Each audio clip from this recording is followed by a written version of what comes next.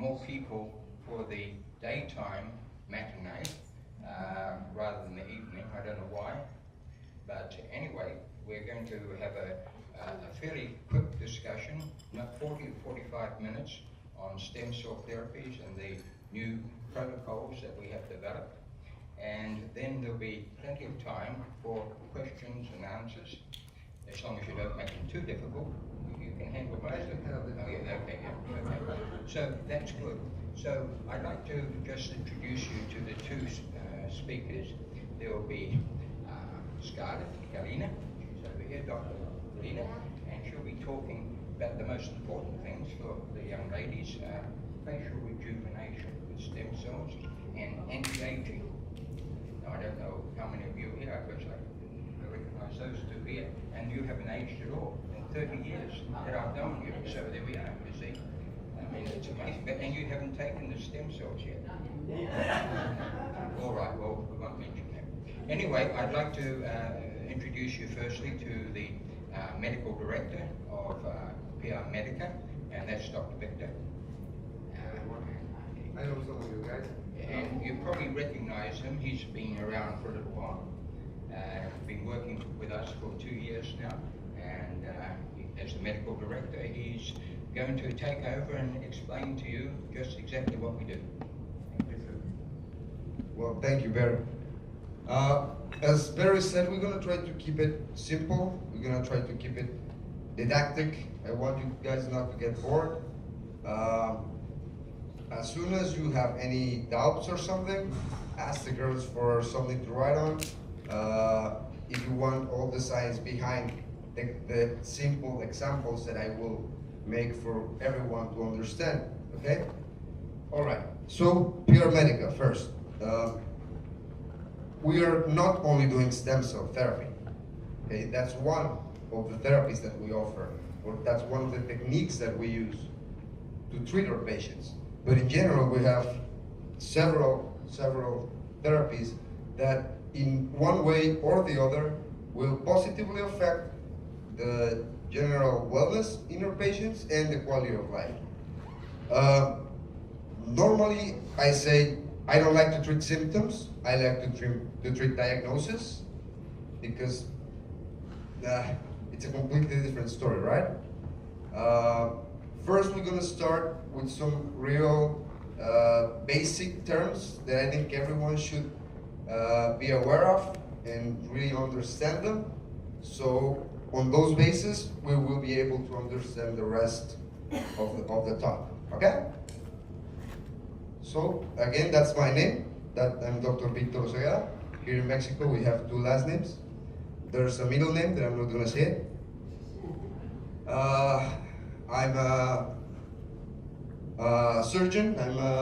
I'm trained in emergencies, and of course I have specialty in regenerative medicine. I've been doing this for quite some time now. I've been involved in this for about 9 years. Here with PRMEDICA, working with Mr. Russell, I've been doing it for 2 years, but in general, we've been doing this for about 9 years. Okay, so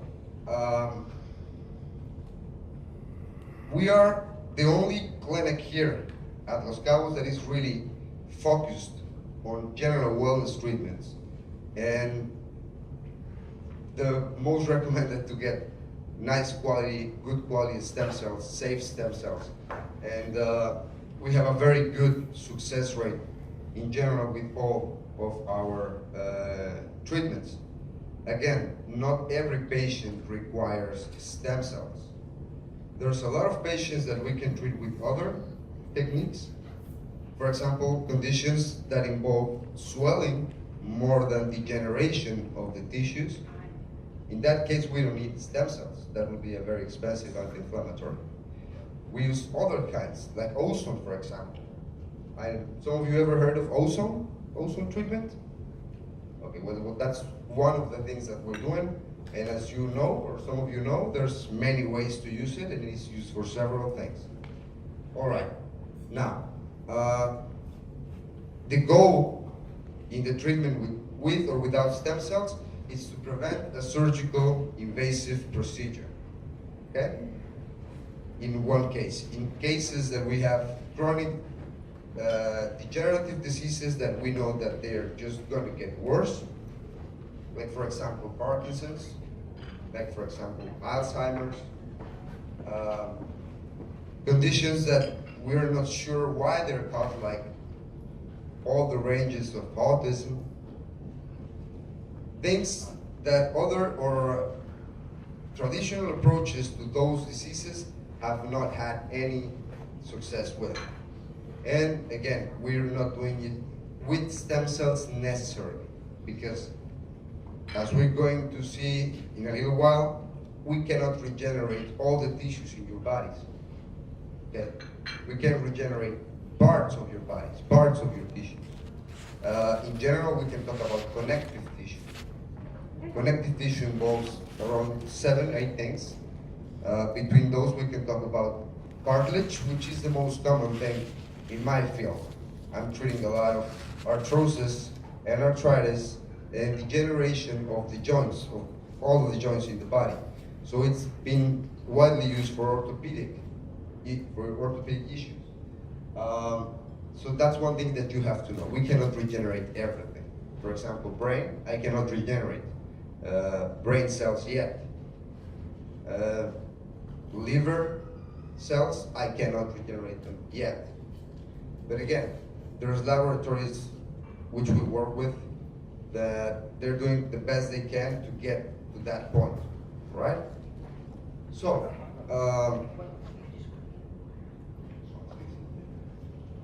first we have to know what stem cells are. I think that's the main topic here. Stem cells are the main blocks of our bodies, of every structure in our bodies. There's 4 kinds of stem cells, okay? From those 4 kinds, 2 of them have no use at all. They cannot be cultured, and when they can, they are inactive, they cannot be used. And that leaves us with 2 other kinds of stem cells. One of them is the embryonic stem cells, which we don't work with, definitely.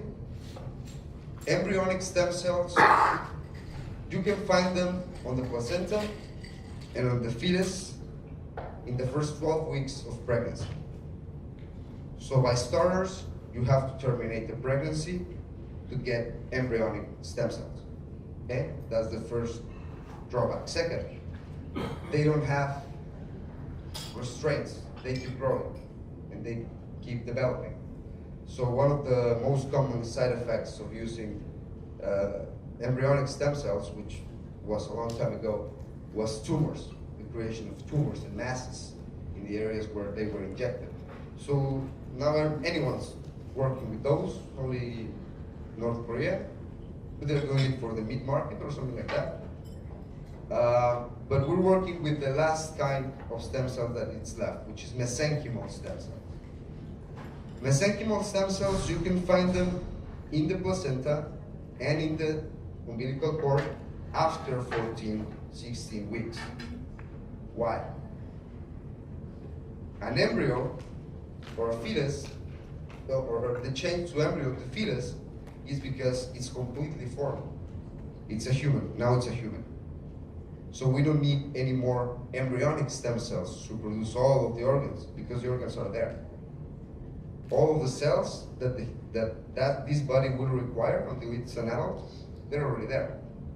Now we need mesenchymal stem cells, because we need this body to grow. Now, after 8 weeks of pregnancy, everything is size and weight. Everything's about to grow with the baby, okay? So the mother will produce only mesenchymal stem cells to produce connective tissue, so the baby can grow, okay? So that's important for us to know. These stem cells are not specialized in any particular function, okay? They have to have contact with the membrane of other cells to exchange information and become one of those cells. And then they will become a specialized cell. Okay?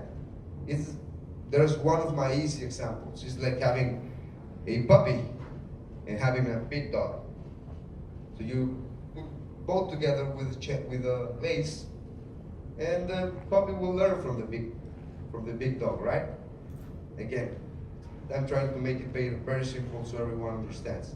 But they touch membranes, they pass information through each other, and then that cell will divide or will become that cell that exchanging information with, okay? These stem cells can divide infinite times for their lifespan, which is between 10 and 12 weeks. That's as much as a mesenchymal stem cell will live in a human healthy body, okay? 10 to 12 weeks. So we are using donor stem cells that come from placenta, okay?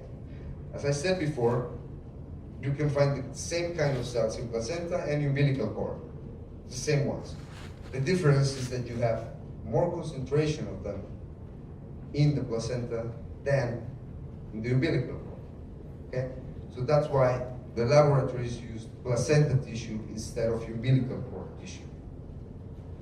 We're going to go into how they choose the placenta that they're going to use and how they make sure that this placenta is safe, or these cells that they took from the placenta are safe to culture. And I'm going to explain that in a couple of minutes, okay? Another thing that you have to know about stem cells is they follow platelets. Platelets, it's one kind of white blood cell that it's the first reaction cell in your body when there's an injury. When you get cut, those are the cells that stop bleeding, okay? So they're very fast. You can have a platelet on your earlobe, and having a cut in your finger, in 3 seconds you can have that platelet in your finger, helping the other ones to stop the bleeding. But stem cells are slow. They roll around.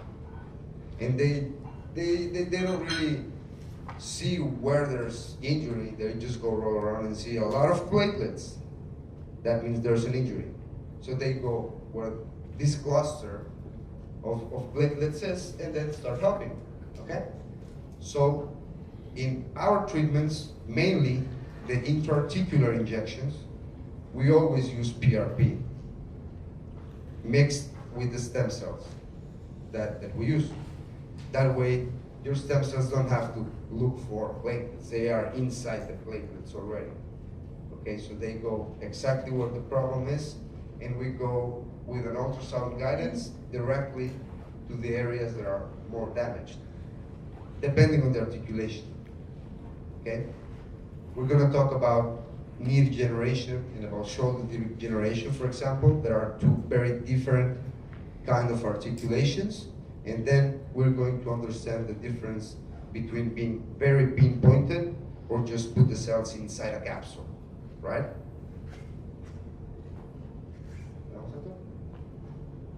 Okay, this is the cells that I explained to you later. These two last ones are the ones that I told you that they don't really grow. And this is the two ones that we can produce. First ones are the bad ones, forget about them. And the embryonics are the good ones, the good guys. Okay? Next one. Okay, by definition of stem cell, I think it's very, very easy. It's a treatment of a condition by using biocellular products, mainly mesenchymal stem cells. Okay? Depending on what condition we're treating, it's the way that we're going to apply stem cells if necessary. If there is other ways to treat that condition that they don't necessarily need stem cells, then we're going to offer something different, all right? Which we're going to talk about in a couple minutes more. Get that? Okay. So, first question that I'm sure that everyone has right now is how you get the cells, or from who, right? Well, there's clinics in Mexico City, Guadalajara, and the big cities in Mexico where couples, before they get pregnant, they go and see if they're a good match, and if they have a baby, the baby is going to be healthy. But some of them cannot afford that kind of tests, because they have to do a DNA test and first, and then have it compared with a specialized, with a genetist, and that costs money. So there's very young couples, healthy couples, that cannot afford that. So sometimes the laboratory the clinic calls the laboratory and tells them. And the laboratories pay for their tests. See if the couple is a match, if there's no mutations, double mutations, or a possibility of a syndrome if they have a baby together. And of course they give all this information to the parents. And that way they can decide if they want to go and have a pregnancy or if they don't. In the obvious case that both are healthy, and then they go home and do their homework, and the baby is born after 9 months, right? Instead of taking that placenta and putting it into the trash, they take the placenta on a sterile cycle and take it to the laboratory. Then they take a sample of about maybe half a fingernail, and with an electronic microscope, they take the cells that they require. It's not like they take all the tissue and start culture. They take cell by cell the ones that they want to culture, in this case mononuclear embryonic stem cells. On an electronic microscope, you can see bacteria, you can see viruses, you can see parasites, you can see everything, okay? So since that moment, it's basically impossible to have an infection if you're just getting the cells. But then, after they take some amount of stem cells, they put it through at least 12 different enzymes that remove what could be left of the patient's information, say somehow. Then they go ahead and culture. And they culture by the billions. And they cannot do another one until they follow another pregnancy, okay? Once a clinic orders an amount of stem cells, then they, of course, they're cryopreserved. They take the part that this clinic is asking for and they retest everything. And then send us a biosafety certificate with our vials of stem cells, okay? That way we're sure that they're perfectly safe stem cells. They have no infections, no issues. There's something very important called oncogenes. Oncogenes are the cells that produce cancer, basically, or that induce cancer. So they're tested for oncogenes, of course, okay? That's one of the most important measures that we have to take before having a patient as a candidate to be a stem cell therapy patient. We have to make sure that there's no cancer anywhere, okay? Because if there's cancer, we can feed it with stem cells, okay? All right, so we can use these stem cells in different ways. The one that is most successful, talking about orthopedics by the moment, because we're gonna talk with Dr. Scarlett about the beauty part and the skin and the rejuvenation and all that area. But talking about mainly orthopedics and degenerational diseases of in a systemic way, we treat either with a direct infiltration on an articulation or a specific tendon that it's torn, or we can do an infusion with stem cells intravenously that will go everywhere, okay? For us to decide which way we're going to treat, it has to be very specific to each patient. I cannot generalize and tell you, this step, this next step, because I can see in the clinical examination, I can notice a difference between one patient and the other, or signs of something that another doctors probably didn't look at before. And first, normally we take laboratory work, blood work first, and seeing what conditions are you before you even think about an intravenous infusion. Because a harsh environment in your body will kill the cells. So your treatment will not be satisfactory, okay? Swelling. Swelling is a very important part in the success rate in our treatments.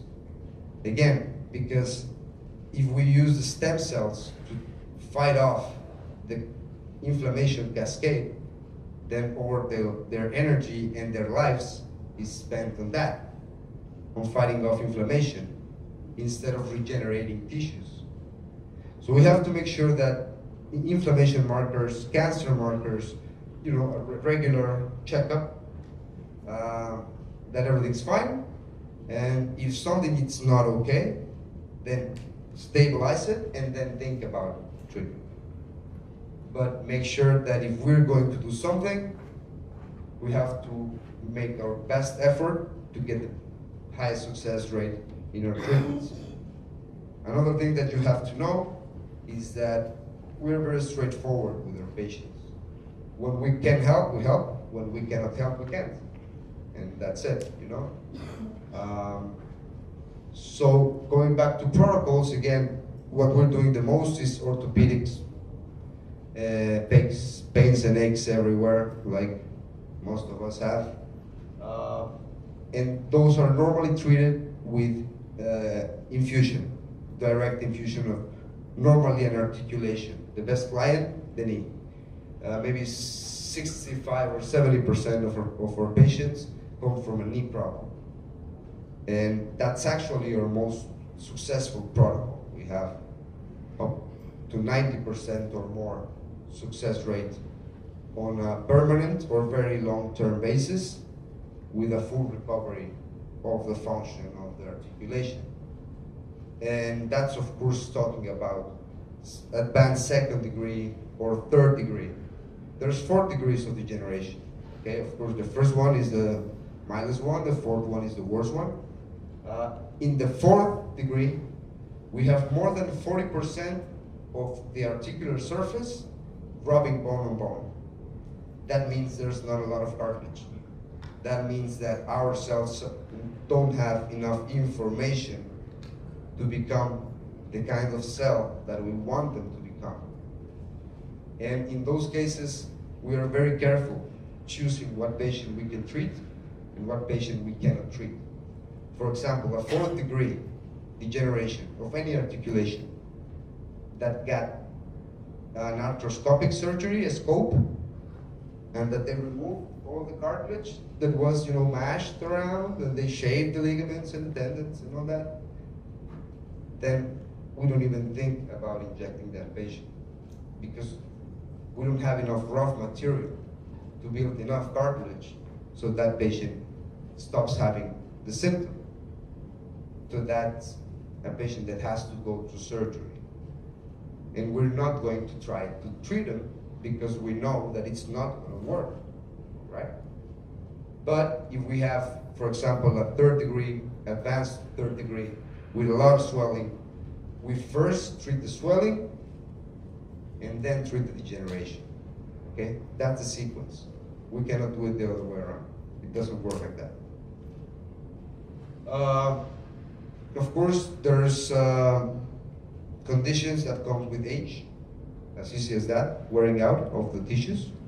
With that, we can talk about tears, we can talk about tears on the ligaments, tears on the meniscus, knee problems, rotator cuff tears, etc., etc., etc. Sports injuries, which are very common amongst our patients. Actually, I don't know why, but most of our patients are or used to be very extreme. They used to either be rodeo riders or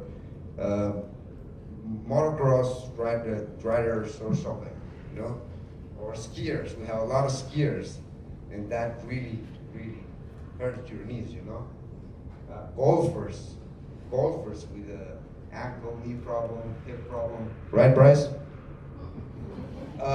So that's one of the most common things that we get, sports injuries that get worse with age and with asymmetrical degeneration. There's a big difference between an articulation being degenerated symmetrically than an articulation being degenerated one side more than the other, right? Because it affects all the structures of all the lower or higher limbs. Okay? Osteoarthritis, it's a systemic disease. So that's something we don't normally treat with infusions on the articulations. We treat with intravenous infusions because it's generalized, it's everywhere, it's in all of the articulations. And depending on the kind of arthritis that we're treating is the protocol that we will follow. Let's remember that there's different kinds of arthritis. Some of them are autoimmune, like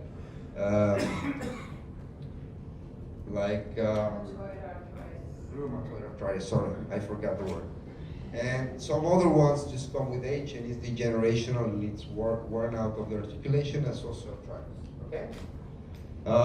Parkinson's, Alzheimer's, and autism, range disorders is the kind of thing that we're having a surprisingly good success with. We're not trying to reverse or cure the condition because, as we said before, I cannot regenerate brain cells. And the three of them, these three ones, have brain cells involved in their condition. But we can improve the rest of the functions on the body. So the body can produce more myelin in the case of Alzheimer's. So it conducts better the signals between the brain and the muscle that we want to move. We can remove all the heavy metals on that person's blood. That way he can, take care of the waste products the way that they have to. Basically, I think very small amount of people have enough nutriments, vitamins, oligoelements, minerals in the right balance, Even if we take a multi-protein pill or something, there are several, mainly oligoelements that we don't take in our diet, or we take a very small amount of that. So if we can balance this person's metabolism and the nerve conduction, for example, we can improve their quality of life by reducing the symptoms. So that's the goal on the treatment on this kind of chronic degenerative uncurable diseases. These are not curable, okay? So I don't want you to go out of here thinking that I'm treating Parkinson's and I'm treating Alzheimer's and autism, because I'm not, okay? I'm treating the symptoms of that because there's nothing else you can do. No one can do so far. Still, we're working on different kinds of cells, specialized cells. Already have one addition to our arsenal, which is dermoblasts or derm fibroblasts, which is the specific scientific name. Dr. Scarlett will talk to us about the fibroblasts and how they work on the skin. Okay? But for these conditions, what we're trying to do is improve the quality of life. Not reverse, not cure the condition, but have this patient happier, with less pain, with less symptoms, with better communication skills, depending on the condition that we're talking about. And skin rejuvenation, we're going to touch that topic in a minute. So that's the same thing I told you. There is a protocol that we are already developed in patients with COPD, which is chronic bronchitis or pulmonary emphysema. These also chronic conditions mainly caused by smoking of air that creates small bubbles that can be breathed It's an aerosol, okay? So it wouldn't hurt the cell. They would go in the middle of the bubble. And it's actually the most efficient way to get to the bronchial tissue. When we use intravenous infusions, the tissue that kidnaps more of those cells are the lungs. Because all of us have damage on the lungs because the air we breathe is terrible. So the stem cells, a lot of them will stay on the lungs. And we have to take that into consideration when we're treating a patient, okay? Again, in the treatment of diabetes, it's basically the same story as the other chronic degenerative incurable conditions. We're trying to improve the conditions or the function of the metabolism in general by making your organs work normally the way that they're supposed to work. Since ever, they get lazy with age. It's normal.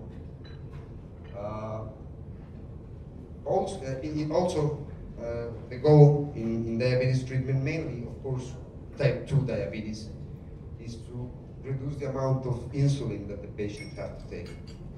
When we're talking about type 1 diabetes, well, that's a different issue. The patient don't produce insulin. That's period, okay?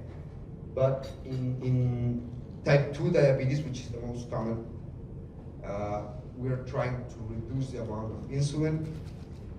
Some patients that already used a small amount of insulin have been successfully been able to leave the insulin and just keep going with 1 little pill a day, and they're pretty well controlled, which is very good. Of course, we can talk about the general wellness treatment with stem cells for the patients that are or feel good in general, that the blood work that they do every year is becoming normal, but they still have or want to feel better or see if they can improve in something. Then again, we use infusions of stem cells so we can make the rest of the organs to work normally, just do their job, their normal job, okay?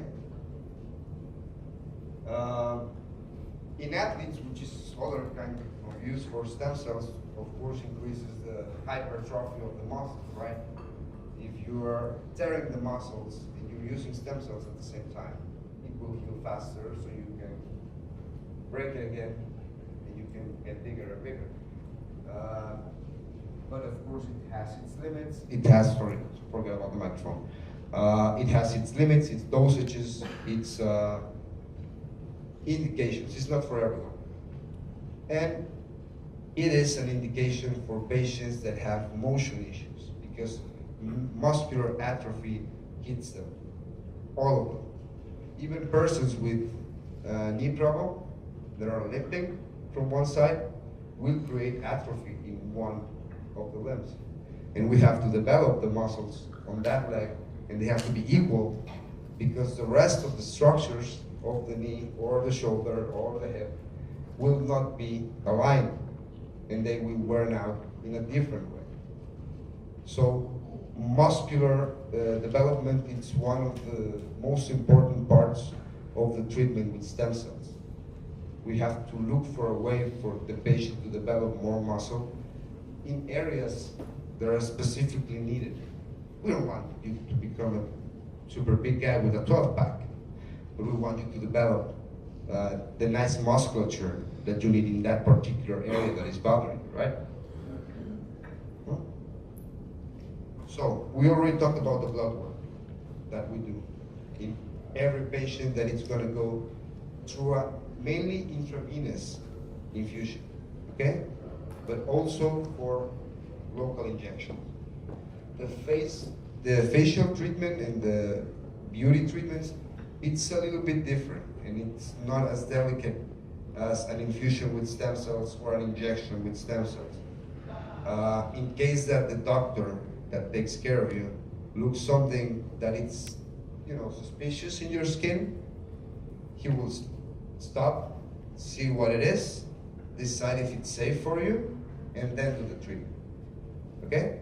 But if there is a lesion on your face or any area of the skin that it's a little bit suspicious of a melanoma, we have to stop. We have to think about it, we have to study it, and then if everything's fine, we go ahead, right? Dr. Scarlett, again, is going to tell you more about the beauty stuff, but it's not only injecting stem cells. We also do biofillers to the wrinkles that we don't like, and hyaluronic acid fillers on the deepest areas that are more trouble to treat, right? But Dr. Scarlett is going to take care of that. So this is the kind of blood work that we do in every patient. We already talked about the first three, the first four actually. And these next three ones, we achieved those on the first consultation with one of our physicians. Of course, it's a general consultation. We are allopathic Western medicine doctors, so we need to take vital signs, we need to review clinically the patient and make sure that everything's fine, and then assess the particular problem that we're talking about, right? So after the medical examination, we will decide if we require images, or if you have recent ones, then we can use those ones. And what kind of image we would use or we would require to make a proper diagnosis. Also, in the clinical examination point, we get a lot of the diagnoses that are missed, that are not met by other physicians. The pain can be somewhere, but can be caused somewhere else. That's called neuropathy, and that is caused by basically a pinched nerve, a compression on one part of one nerve. And it's difficult to diagnose if you don't have the experience noticing the specific signs of patients that have a problem either on the hip or on the back. All the nerves come out of the spine. So that's one part that it's always have to be looked at, okay? And then after the images, after the blood work, we do the proper diagnosis, and we can come up with a plan. And we can decide what we want to do, what we have to do. Okay, next. The first step of our treatment is called the stem cell implant. Sounds very fancy, it's an injection. Actually, 2 injections in the adipose tissue. Normally it's in the belly, but it can be anywhere where there's enough adipose tissue. We use stem cells that are taken from the placenta too. It's a really painless treatment. It's just one little prick, and it's very fast, little band-aid, and that's it. It takes 5 minutes to do the injection. Now, we are doing it or preparing it with platelet-rich plasma, with each PRP. You've ever heard of PRP? Okay, PRP means platelet-rich plasma.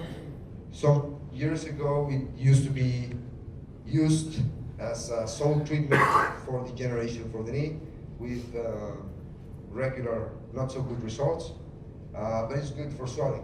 It's actually very, very good for swelling. And I add ozone to the PRP. The red blood cells absorb oxygen. Ozone is a hypermolecule of oxygen. Instead of being an O2, it's an O3. Okay, so it absorbs the ozone very fast. And instead of using saline solution to dilute, because it comes in a powder form, it's the stem cell plus the nutriments that the stem cells that, in this case, we would apply somewhere or do an infusion or something, will need to survive in the injections. And they come in a powder form. So I have to turn them into a paste. So instead of using saline solution, we are using PRP, ozonated PRP, so we can do the little paste, and it lasts longer, and the cells are more active and have more nutriments, more oxygen. And that's exactly what any cell needs. Glucose and oxygen, okay? If you have those two, the cells will grow. That's the normal evolution of cell growth. So the reasons for the use of the implant is one, I already told them, the nutriments, stem cells, but it's the presence of the stem cells that we are interested in for two reasons. One, your own stem cells. Everybody has stem cells, okay? It's just with age, they become less, and they become tired, and they become less effective than they used to be. So now we're having very young, fresh cells that are doing their job properly. And I always say that your own stem cells get jealous of the new stem cells. So they start working, they start doing their normal job. I mean, it's not like we're asking something more than they have to do. It's just what their normal job, okay? So they start do that, and also your immune system. We have something called lymphocytes, also white blood cells. The specific ones are called CD4-NK, which means natural killers. So these guys shoot first and ask questions later. So they will start killing cells right away. But they will see that they are not fighting back, they're not harmful, they're actually beneficial, so they will stop attacking those cells. By the time you get the treatment, these lymphocytes will go there and will not kill them. We'll leave them alone and let them do their job. So those are the reasons for why we use this implant, okay? So if you remember, our cells live for 10 to 12 weeks. That's the lifespan of the cells. It's exactly the same amount of time that these deposits will last, about 10 to 12 weeks. It's a slow release deposit. If you touch it really deep, you will feel a little lump, not painful, but you will feel a little lump, okay? It's normal to have a little bit of soreness in the first 24 hours, but no more than that. And that's your immune system working. It's exactly the opposite as a vaccine. In a vaccine, you put the bug in touch with your immune system, so next time the bug comes around, your immune system takes it right away, right? So it's exactly the opposite. We put them together so they don't kill it. Right? Else? All right. I think this is the most important topic. Degeneration of all of the articulations. It can be caused, again, by a surgery, injury, just age.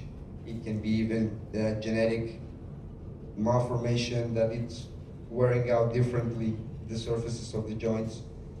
They can be many, many causes. They can be autoimmune causes. They can be arthritis that will lead to something, another very important word, which is arthrosis. Not arthritis, arthrosis. This is degeneration, pure degeneration, okay? They're wearing out, the cartilage is getting less and less and less and less until it will start dropping bone on bone. So, how we treat this, depending again on which articulation we're treating, in what degree of degeneration we have, we go between 25 million stem cells to 50 million stem cells on a single injection, mixed with PRP, also nice PRP, blended rich plasma, and depending on the articulation we use or we don't use, hyaluronic acid. In major articulations like the hip, like the shoulder, like the knee, we can use it because we have more space to put more volume in there. But in the small joints, like the wrist or like the ankle, we have very small space. So if I put too much volume in there, it will hurt. So we can put more stuff in there. So we only use our stem cells and the also nice PRP, which is perfectly enough to treat the problem.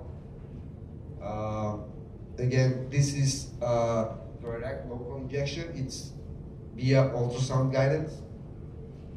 The goal is not to operate, get out of the operating rooms, get out of the titanium parts. So again, these stem cells are mixed with the PRP, and then we go in a single injection. we are required to inject several spaces.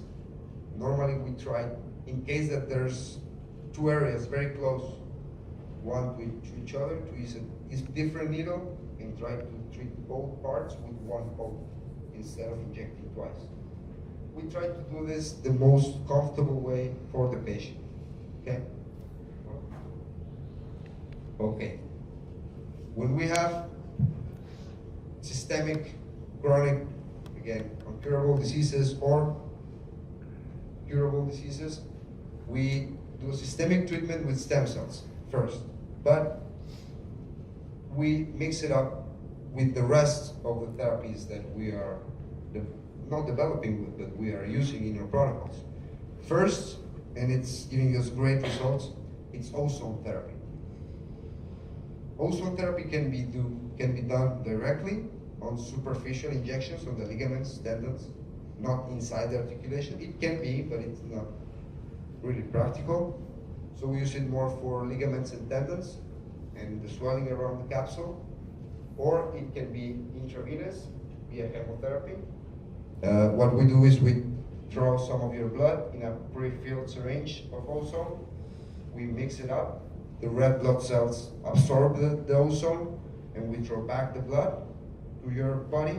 And do it 3 times, depending on the patient and depending on the concentration that we need. And that way you get ozone in your whole system. That way you get oxygen in areas where, for example, if you have bad circulation and they're not getting enough oxygen, then you will get more there. Second, ozone will basically melt the plaque. There's a nasty plaque of calcium and fat that it's covering the arteries of mainly every one of us. But it's very dangerous to just do something to break it. Because if you break it, you have a big piece of something traveling through your veins. And it can go to a very dangerous vein and stop the blood flow to that area. That's called thrombosis. And we don't want that.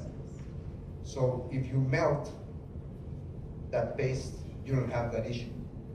And this waste product can be taken by the lymphatic system and thrown back to the feces or to the urine. But normally it's a combination of therapies. Again, we already talked about the monthly infusions of vitamins, mainly vitamin C, glutathione. We're using of course, B complex and other vitamins that we don't normally get, and other elements that we don't normally get. So we try to get the persons at the right level of nutriments, and also try to reduce the amount of waste products that we keep in our bodies.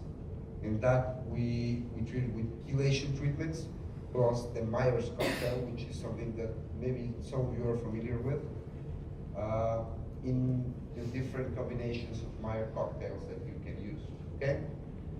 And this will lead to a very long-term results in the patient if the patient takes care of himself. Okay? This is not magic. Of course, we can treat the patient, but if the patient goes to McDonald's every day, well, it's going to be difficult to treat that patient, right? Again, we're talking about the diseases that are more chronic, that are way more difficult to treat, actually untreatable.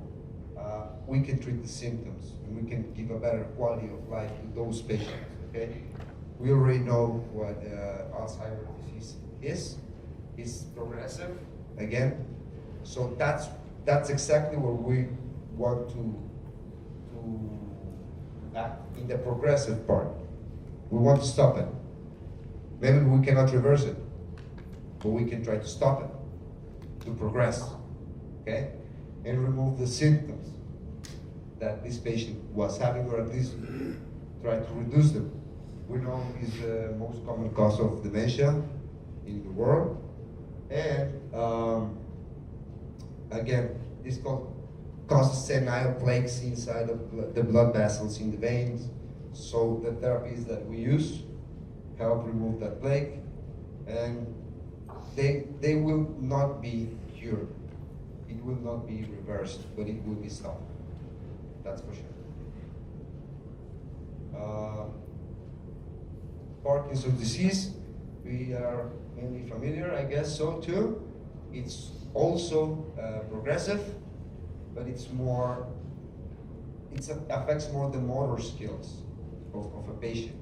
And you can see early signs of Parkinson's in a lot of patients. And they definitely can not be Parkinson's. It can be something completely different, but it's causing Parkinsonism symptoms. So it can be, there can be a confusion in a diagnosis. So that's why we look at everything before we make a decision, right? Those are the Lewy bodies. Those are the plaques, the senile plaques that I was telling you about. And the substantia nigra, which is the most important or more functional part in our brains. If you cut a brain in half, like tomography, like ham, you will see the internal part is black, the external part is white.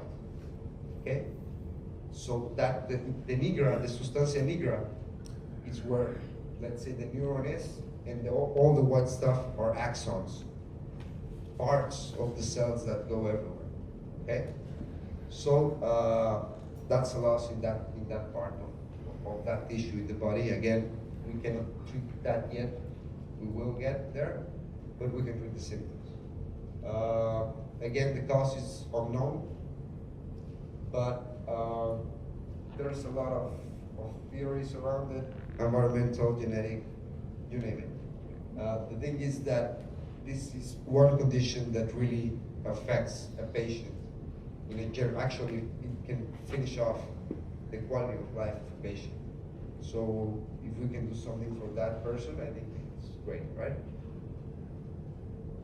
Okay. Okay, the hyperbarics. Everyone heard of hyperbaric chambers, hyperbaric medicine? They were mainly used for divers.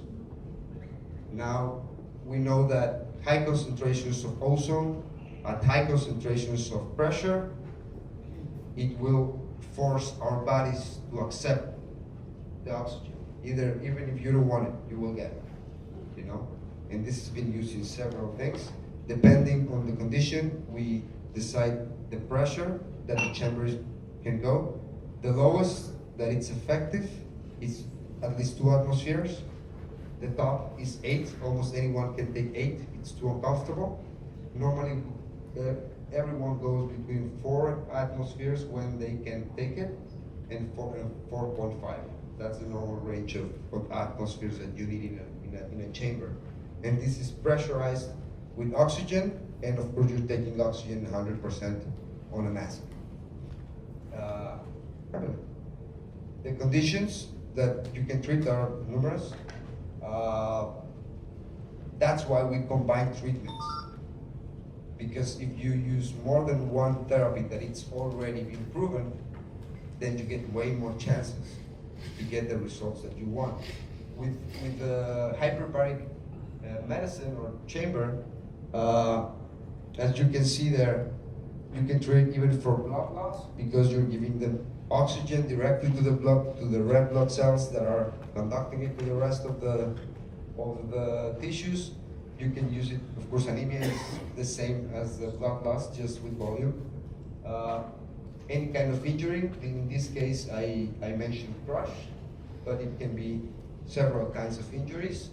Normal degeneration, and when they do drafts, or any kinds of drafts, when you do this in combination, it's been proven that at least it's double as effective as if you don't use stem cells in a draft.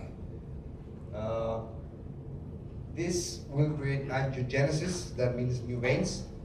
So in the areas where there's not such good blood flow, it create more veins. And fibroblasts, which Dr. Scarlett will tell us, that's for the skin, that's for healing wounds, for example, diabetic foot, which is one of the most difficult common cases that we have. And of course, it will help a lot with the oxidative stress metabolism. That's what makes us all the oxidative stress. Okay.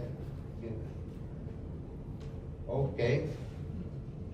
Depending on the concentration that we use, we can use it either for swelling and the conditions that I told you, or for very severe infections that are not responding well to antibiotics, either large amounts or wide ranges.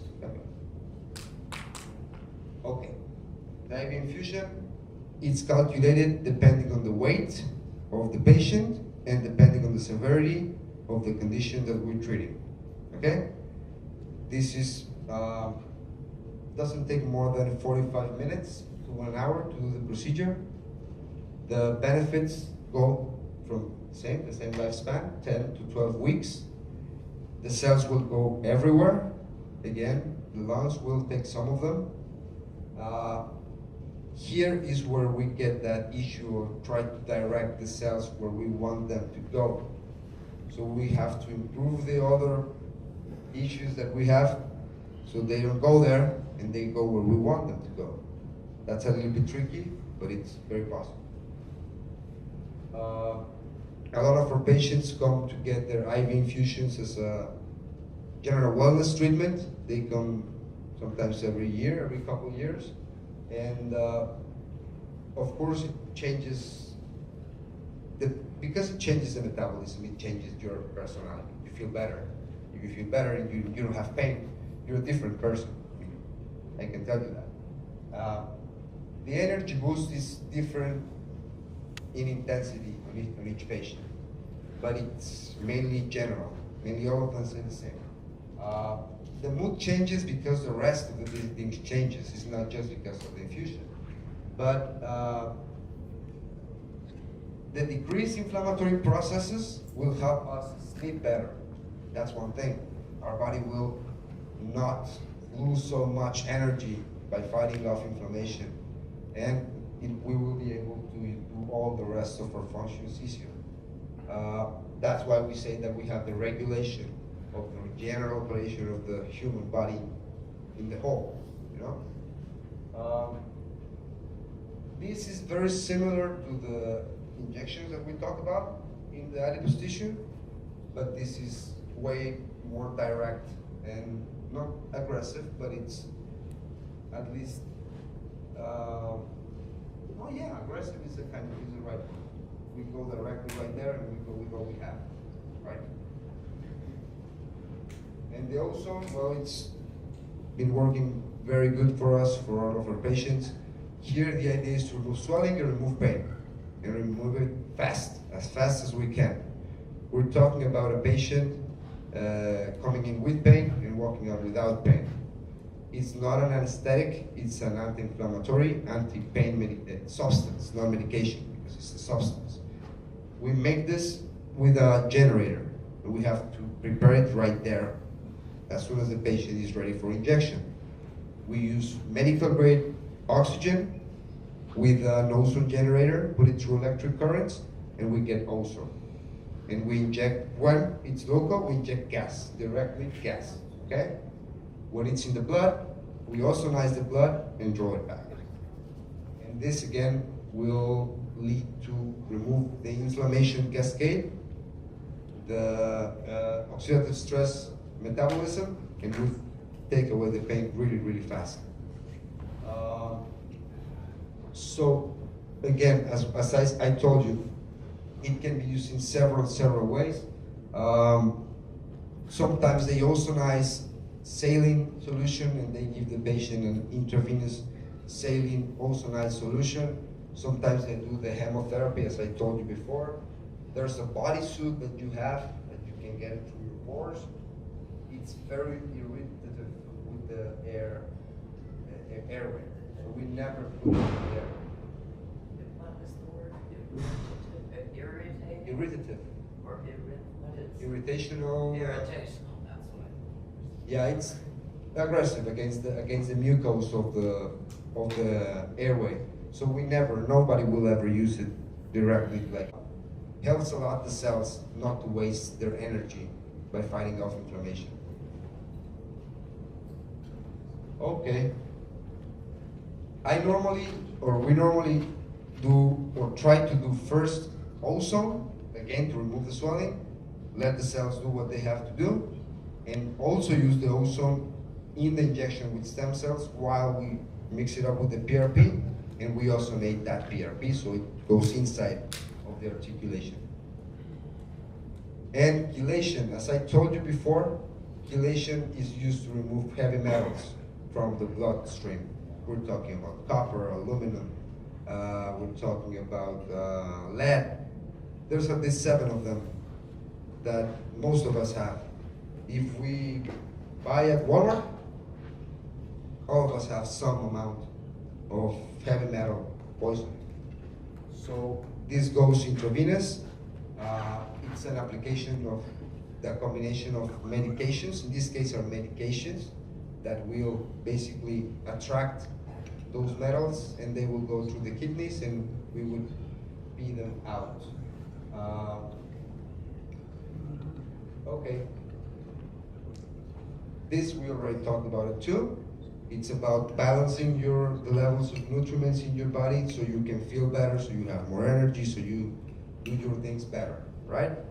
This, depending on the patient and how bad is it, we decide the amount of sessions that this patient needs. We're using the Myers protocol in modified in different ways, but it's very effective, and the patients are actually giving us a very good response with this kind of treatment. Again, oligo elements go ahead with the vitamins, and we also use glutathione amongst other things. This will help, again, to produce myelin, to get better nerve signals, to get better circulation. So I will leave you with Dr. Scarlett, and at the end we're going to have a round of questions if you have some. All right? So we don't cut the scientific part. We're going to start with the fibroblasts, I think. But let's talk to Dr. Scarlett.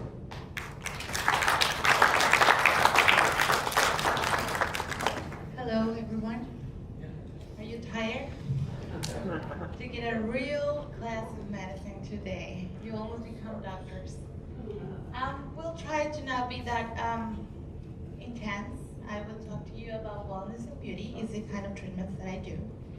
I present myself. I'm Dr. Scarlett. I'm the one doing this kind of procedures, and I'm going to explain a little bit of what we do when you're healthy, when you just want to look better, when you want to feel better.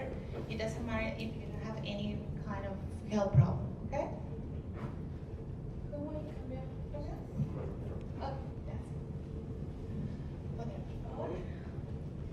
So, I need to start with this procedure. This is called PRP. You can also know this as vampire facial. And it's important to me to explain what is this about, to then be able to explain how we improve this treatment with the stem cells, okay? What is this? Okay, this is a treatment, it's a rejuvenation treatment that involves the use of some components present on your own blood. We centrifuge this sample, we take the nutrients, and we apply it again, okay?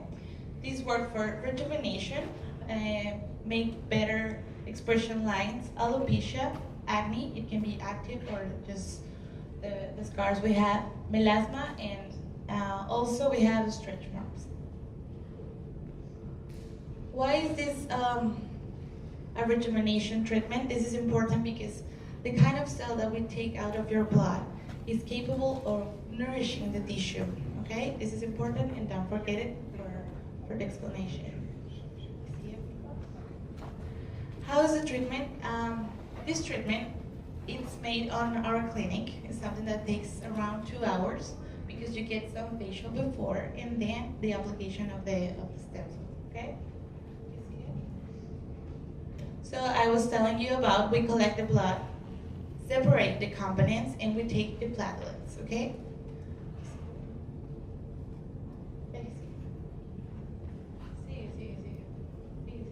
Okay, here. Well, normally, if we do that just with the components of your blood, we can achieve some improvements on your skin, related to scars, I told you about that, change of colors, and maybe some marks of age or expression lines, okay? How we improve this treatment? We add a combination of stem cells with the plasma, with fibroblasts, that is what Dr. Victor explained you about. Pues,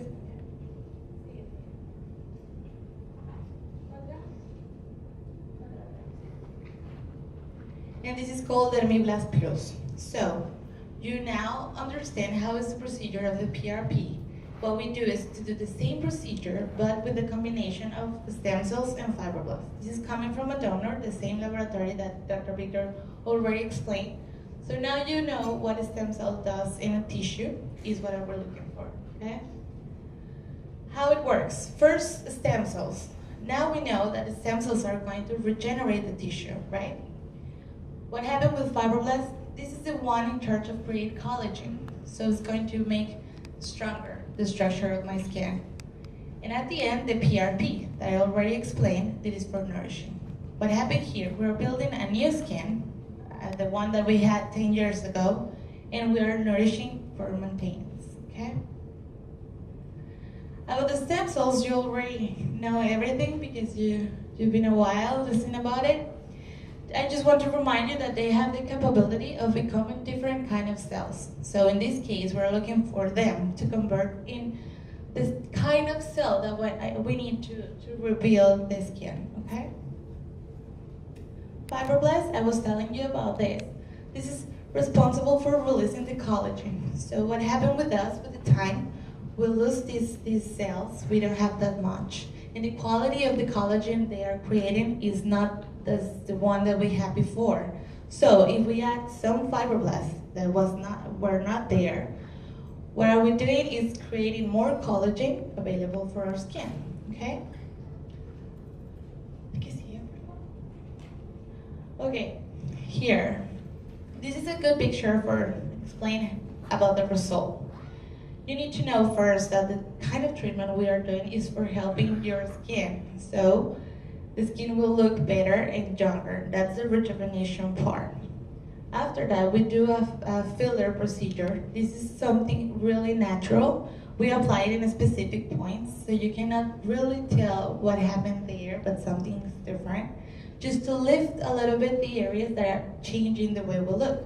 In combination, you will have a result and you will look younger. That's the complete job, okay? So I think it is all for me. I'll leave you with Dr. Victor again so he can answer some questions. Before that, someone have questions about this procedure? Yes. How long do the treatments last, or how do you get them again? Okay, that's a good question because it's kind of hard to me to explain how much it lasts. It depends on the result we achieve. For example, if we make your skin look 10 years younger, you will need 10 years of time to look the same way you did before, you know? But what happened with the fillers have a time around 1 and 2 years. So what can happen, you will need to do the fillers again after 1 or 2 years. That's the reason when you read our publicity, you can read that is something that lasts between 1 or 2 years. But talking about the stem cells, it's the same when you do it in your knee or an IV infusion, it will stay the time you need it there. You can do it again? Yes. You can look even better? Yes. You can still do it each year, for example, but it's not necessary. That's why a single session can really change the way we look, okay? Any other question? Yes. What kind of filler are you using? I'm sorry, what kind of what? Filler are you using? Filler, okay, the fillers we're using hyaluronic acid. It's something that we normally have in our bodies. So it's just for replace the volume we lost. Can we go back to the picture, please? This is an example. We sometimes believe that we have some extra skin in this area, right? Here is what people is more worried about. In this area, and maybe a line that is from the lips down, what happened? We lost the volume. When we replace it, we're going to use this skin that because of the stem cells and collagen of the fibroblasts going to be stronger. So that's why we lift a little bit, but it's something natural. You don't look like you've been using Botox, or you can barely notice. Actually, in my patients, I like to do something very natural at the beginning, and after 3 weeks, I have to see you again and do another nourishing procedure, and then we can we can do some more fillers if it's necessary, because it's kind of the time that takes for the stem cells to be obvious, okay? Yes, I'm curious about rosé. Do you deal with rosé people? Rosé, the rosiness. Yeah. Rosacea. Okay, that's important.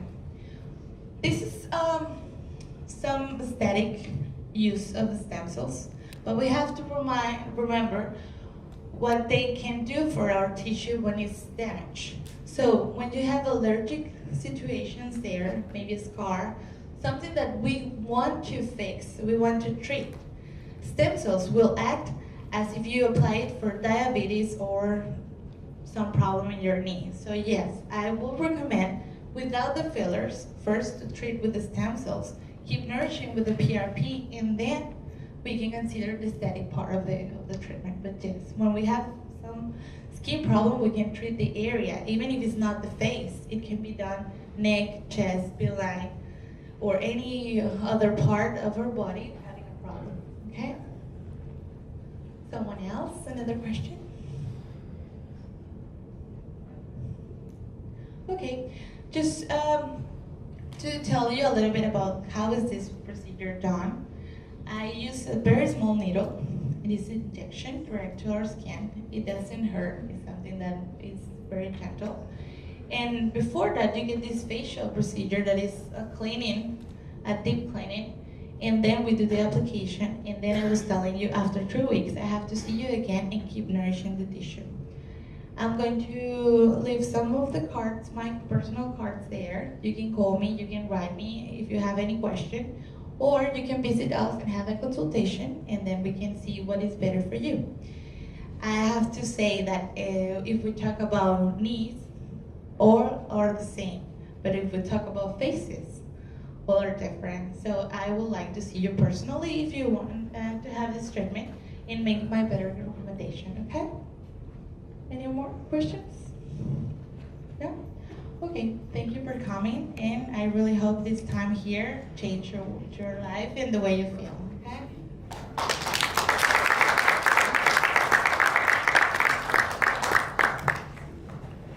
Victor will be here in a few minutes just to answer any questions, but we gave out some of these cards or forms. If you haven't got one, if you could just fill one out, you can just tick off any of the procedures you are interested in, and we will send you an email, and we can be in contact with you. So if you haven't filled the form, please fill something in. Thanks very much. I just want to say that we have a new clinic which we've opened now. It's at the kilometre 6 in the main highway in Carverson, Lucas, on the second level of the Blue Net Hospital. If you know where Blue Net Hospital is, we're on the second level. And we have our main office at kilometre 30, which is up on the main highway next to the McDonald's. Okay? And just one final note, if you would like to get one of these implants, we have them on a special promotion up until the 15th of December. You can come up to our clinic at any time, just make an appointment, and it's a free consultation, and we give the implants, which Dr. Victor mentioned to you, the implants you just put there, which is a wellness treatment, and they're normally $500, and we have them on a special for $400. Okay? Thank you. I'll just pass you over to Dr. Victor now. Thank you. Thank you very. So this is my favorite part. Questions and answers. Anyone has some questions? There we go with the first question. Do you use MRI to determine the necessity? Okay, that's a good question. The question is if we use MRIs, CAT scans, PET scans, or anything other than X-rays and ultrasound. If we need it, yes, depending on the issue that we're treating. For example, on the knees, the structure is very simple. And they have 3 chambers. If I inject one, the cells will go to the 3 of them. The hip is 1 capsule. If I inject there, everything will stay in the capsule.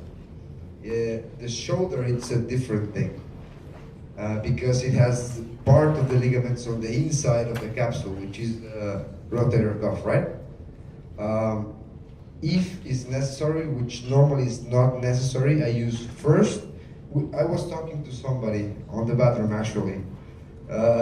We here in Mexico, we prefer to go from the generals to the specifics. That way we cover everything, okay?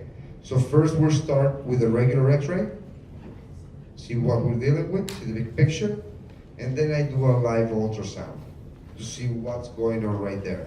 If a doctor ever tells you that they can see how much cartilage you have here or there, they're lying. You cannot see cartilage on an X-ray, period. You can see space between the bones, and nothing else really can be there. So you assume that it's cartilage, but you cannot see cartilage with only X-ray. If we do ultrasound, I can see all the details on the cartilage. So I normally, depending on the case, if it's a little bit, suspicious, we do both things, X-rays and then ultrasound. If I don't get, even with the ultrasound, the information that I need, then I would go for an MRI. But it's rare. To be honest with you, it's rare depending on the area. On spine, it's more common because it's way smaller, way more detailed. Then we have a lot of big arteries, big veins, important nerves. So sometimes it's more common in the spine to use more advanced kind of images. Is that answered? Yeah? Anyone have more questions? There you go. A free consultation. Yes. The ultrasounds and the X-ray is included on the consultation, or that is a fee that needs to be paid? The consultation is completely free. I can tell you which kind of image I want to see. You can decide if you want us to deal with that, or you have someone that you know or a place that you already know, and you can get that there. It's not a problem. But if we deal with you, the ultrasound is Yeah. an extra cost. Everything, well, the tests are extra, of course. I don't do them myself. I just want to see the reports and see the images. But all the consultations that you guys have with me, they are for free. Just the tests, well, yeah, that's the only thing. Yes? Have you had success rates with lumbar spine problems? Oh yeah, we have very good success with spines. I just had an MRI in June. Okay, If I came for a June. consultation, should I bring it with me? You should. You should bring it with you and take a look at you. You know, sometimes clinical examination is as important as an MRI. A person can tell you a lot with what kind of motion causes the pain, in what conditions, what calms it down, what makes it worse, what time of the day. There's several things that if you take care of that and you listen to your patient, 70% of the patient tell you their own diagnosis. So bring your MRI, let me take a look at that, and I can tell you what we can do. But we have actually quite good success rate with the lumbar spine. If you have more than 3 segments with affection, we don't inject directly. It's just unpractical, basically. And in the case that you have more than that, you have to go to an infusion, an intravenous infusion, all right? Any more questions? Sorry? 2 sections. Sometimes we can treat 2 segments if they're close with 1 injection. So that's good. And depending on the amount of degeneration, we can see how many stem cells we use. How many sessions do we need to? Only one? Only 1? Only one. For all the injections with stem cells, it's 1 injection. When we have a lot of swelling, we have to use ozone or something to treat the swelling first and then do the stem cells. And that can take from 3 to 5 to 7 sessions, depending on the patient, you know, and how fast the patient reacts and how bad the swelling is. But those are smaller than insulin needles, and those are superficial. They don't go to the articulation. They just go in the ligaments outside. Okay, but the injection with stem cells, it's only one. Yes? How do you know how much to inject? We measure the amount of cartilage and the angle or the angles of the surfaces of the bones, depending on which articulations we're talking about, and decide in which degree of degeneration you are. From the first two, we normally use 25, but for the second two, if the fourth is treatable, we use 50 million stem cells. Those are protocols that are being very, very well reviewed for about, they have around 20 years of clinical trials. That's why we can do this. And that's the amount that works. For example, more than 50 million stem cells on your knee, they would do a difference if I put 100 millions. 50 millions is what the body's gonna get. I can't go further than 50 on an articulation. It wouldn't work. It would be a waste. Okay. Can you do anything with scoliosis? Depending on the cause of the scoliosis, depending on how bad is it, and depending if you have something called narrow canal syndrome or if you don't. Okay? But I'm sure we can see and maybe we can help. Any more questions? That's what I like. On another topic. Yes. We've been talking about joint pain and stuff. In the years that you've been doing the stem cell research, you talked about Alzheimer's, you talked about dementia. There was no ALS or MND diagnosis that you had on the screen. How has been, what's your success rate in those items that I mentioned as far as arresting, slowing it down? Because I know you said you can't correct it. It just needs to. Okay, the question is how much success we've had with systemic degeneration or progressive, mainly neurological conditions like ALS, MLS, things like that. It's good, it's very good.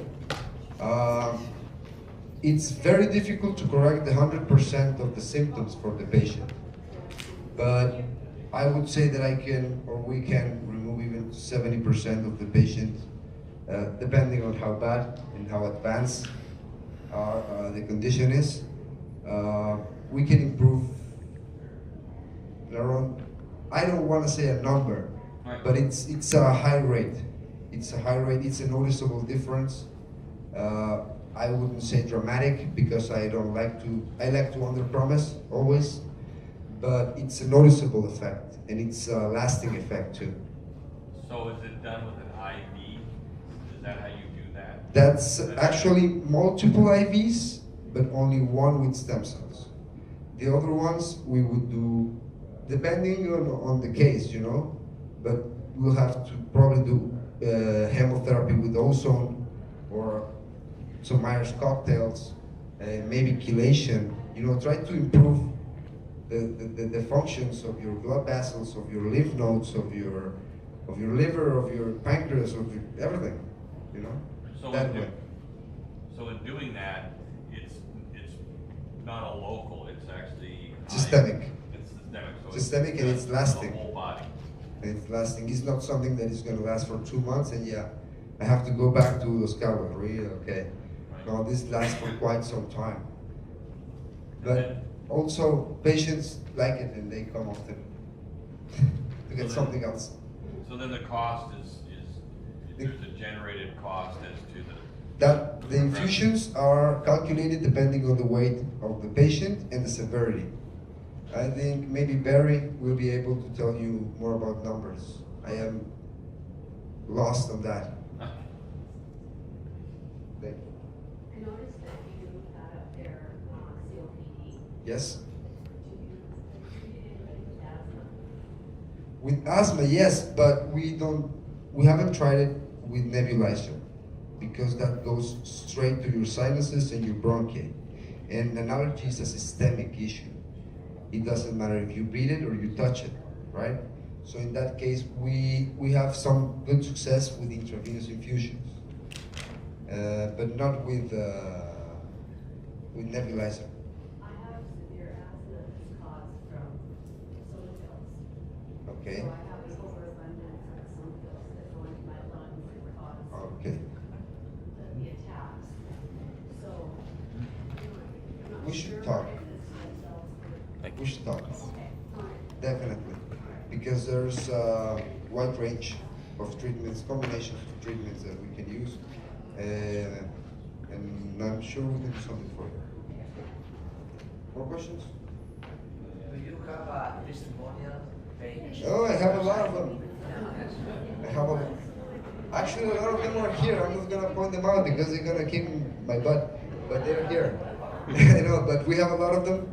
You can get in touch with the girls, and and let me tell the patient that you will email them or something, or send them a message or call them or email, and you'll get good reviews.